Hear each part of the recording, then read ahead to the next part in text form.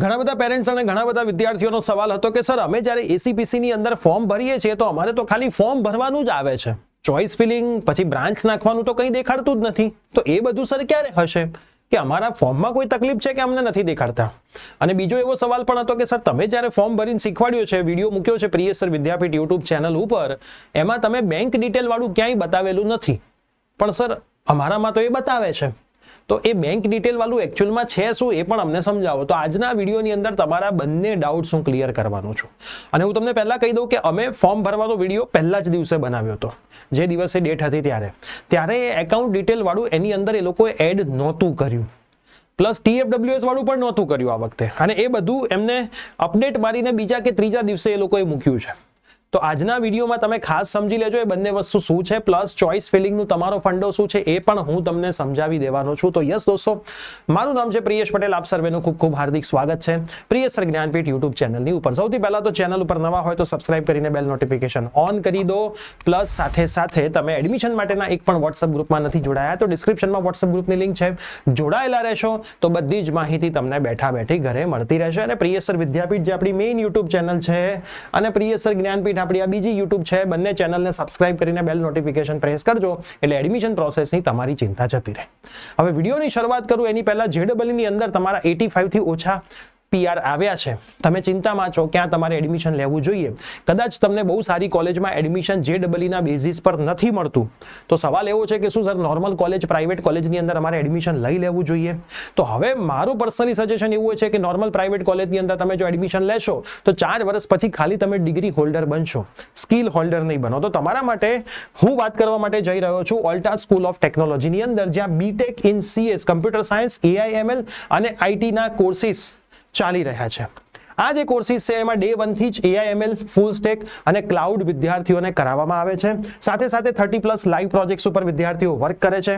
પહેલા જ દિવસથી પર્સનલ મેકબુક આપીને એમાં 15+ પ્રીમિયમ AI ટૂલનું એક્સેસ વિદ્યાર્થીઓને આપવામાં આવે છે. 1000 થી વધારે હાયરિંગ કંપનીઝ છે જે વિદ્યાર્થીઓને હાયર કરે છે.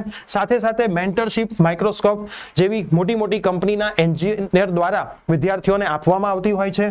50,000 થી વધારેના પ્રાઇઝ પૂલના હેકેથોન્સ વિદ્યાર્થીઓ માટે રાખવામાં હોય છે, જેથી વિદ્યાર્થીઓની સ્કિલ ઇમ્પ્રૂવ થાય, વિદ્યાર્થીઓ પ્રોજેક્ટ્સ ઉપર વર્ક કરી શકે, વિદ્યાર્થીઓ ટીમ બિલ્ડિંગમાં પણ વર્ક કરી શકે. સાથે સાથે 50% બ્રાઇટ માઇન્ડ સ્કોલરશિપ અહીંયા વિદ્યાર્થીઓને આપવામાં આવે છે. તમારા જો 85 થી વધારે PR છે તો તમારે આમની એન્ટ્રન્સ એક્ઝામિનેશન આપવાની હોતી નથી. ડાયરેક્ટ તમારો એક પર્સનલ ઇન્ટરવ્યુ થાય છે અને એક કાઉન્સેલિંગ સેશન થાય છે અને તમને ડાયરેક્ટ એડમિશન મળી જાય છે. સાથે સાથે જે પણ વિદ્યાર્થીઓના 85 થી ઓછા PR છે એમના માટે ASAT ની એક્ઝામિનેશન લેવામાં આવે છે. આ એક્ઝામિનેશન ઓનલાઈન હોય છે, જેમાં પણ તમને 100% સુધીની સ્કોલરશિપ ઓફર કરવામાં આવતી હોય છે.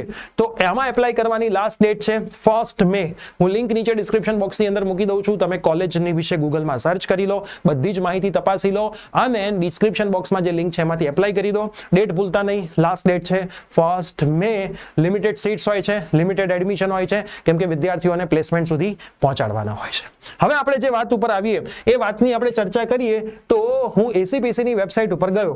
ACPC ની વેબસાઇટ ઉપર તમે થોડુંક ધ્યાનથી પણ જોયું હોત ને તો પણ તમને ખબર પડી હોત કે અહીંયા ડેટ તમે જુઓ, લાસ્ટ ડેટ રજીસ્ટ્રેશનની 31/5 છે. એટલે ઓનલાઈન ફોર્મ ભરવાની બાળકો જે તારીખ છે ને એ 31/5 સુધીની અહીંયા તારીખ આપેલી છે, જેમાં તમારે ફોર્મ ભરવાનું છે. હવે ફોર્મ ભરતી વખતે TFWS જો તમારી પાસે આવકનો દાખલો હોય, એનો ઓલરેડી એક YouTube પર વિડીયો આપણે બનાવ્યો છે, TFWS પ્રિયેશ સર લખશો એટલે તમને આખો ડિટેલ વિડીયો આપણી main YouTube channel Priyesh sir Vidyapeeth ઉપર મળી જશે. આ જે TFWS એમાં ખાસ તમારે ધ્યાન રાખવાનું છે કે 1/4/2025 બરાબર, 1/4/2024, 25, 26 ને 27 3 વર્ષ સુધી વેલિડ હોય. એટલે 1/4/2024 પછીનું તમારી પાસે કમ્પલસરી સર્ટિફિકેટ હોવું જોઈએ. 24 થી 25, 25 થી 26, 26 થી 27 બરાબર. આ તમારે ખાસ ધ્યાન રાખવાનું છે. એનાથી જૂનું હશે તો નહીં ચાલે. તમારી ફેમિલી ઇન્કમ પણ જોવાની હોય છે, TFWS નો સર્ટિફિકેટ ક્યાંથી નીકળે છે, આ બધું જ આપણી YouTube ચેનલ પર વિડીયો મૂકેલો છે. TFWS પ્રિયેશ સર લખશો તો પણ એ વિડીયો આવી જશે અને સમયાંતરે આપણે આપણા WhatsApp ગ્રુપમાં પણ એની લિંક મૂકતા રહેતા હોઈએ છીએ, જેથી તમને એનો આઈડિયા આવે. એનું સર્ટિફિકેટ તમે કઢાઈને તમે અપલોડ કરી શકો છો. TFWS ની કેટલી સીટ હોય છે, કયા મેરિટથી એડમિશન મળે છે, એ પણ એ વિડીયોમાં સમજાવ્યું છે. પ્લસ જે પેલું બેંક ડિટેલ વાળું છે એટલા માટે છે કે ઘણી વખત પહેલા રાઉન્ડમાં પ્રાઇવેટ મળ્યું હોય, બીજા રાઉન્ડમાં ગવર્મેન્ટ મળે, તો જે ગેપ હોય ફીનો એ પાછો આપવાનો હોય એ લોકોએ. એ પાછું ક્યારે આપવાનું? તો પહેલા બહુ કન્ફ્યુઝન થતું હતું, એડ્રેસ ઉપર મોકલતા હતા. હવે ઘણા લોકો એડ્રેસમાં ભૂલ કર્યું એટલે ત્યાં જઈને પાછું જતું હતું. તો આ વખતે લોકોએ સરસ વસ્તુ કરી નાખી છે કે ફોર્મ ભરતી વખતે ચેકની ડિટેલ માંગી લીધી છે, એટલે એ લોકોને ઈઝી થઈ જાય પૈસા તમને રિફંડ કરવા. ફોર્મના પૈસા રિફંડ નથી થવાના, તમે એડમિશન લો કે ના લો, એ ફોર્મના પૈસા તો તમારે આપી જ દેવાના છે. આ જે રિફંડની વાત છે એ તમારી કોલેજના કોઈ પૈસાનું જે તમે એસીપીસીમાં ભરશો એની વાત છે.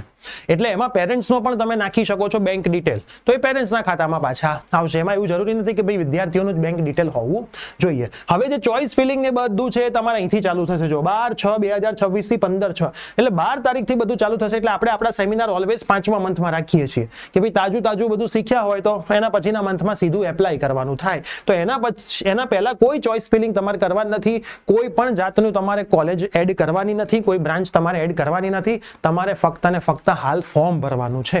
એમાં પણ ફોર્મ તમે રિઝલ્ટ પહેલાય ભરી શકો, રિઝલ્ટ પછી ભરી શકો, એમાં કોઈ તકલીફ હોતી નથી. તમારે આટલું યાદ રાખવાનું, 31 તારીખ સુધી ફોર્મ ભરી દેજો. 31 તારીખ પછી ફોર્મ ભરાશે નહીં. એક્સટેન્ડ થાય તો અલગ વાત છે, પણ ગયા વર્ષે એક્સટેન્ડ એ લોકોએ કર્યું નહોતું. એટલે 31/5/2026 પહેલા ખાલી ફોર્મ તમે ભરી દેજો. તો આઈ હોપ હવે તમારા જેટલા પણ ડાઉટ છે ક્લિયર થઈ ગયા હશે. કોઈ પણ ડાઉટ હજી પણ બાકી રહેતો હોય તો કમેન્ટ કરીને તમે પૂછી લેજો, અને ચેનલ ઉપર બનેલા રહેશો તો દરેકે દરેક તમારા ડાઉટ સોલ્વ થતા રહેશે. મળીએ છીએ આવી જ કોઈ નવી અપડેટ સાથે. Bye bye, take care.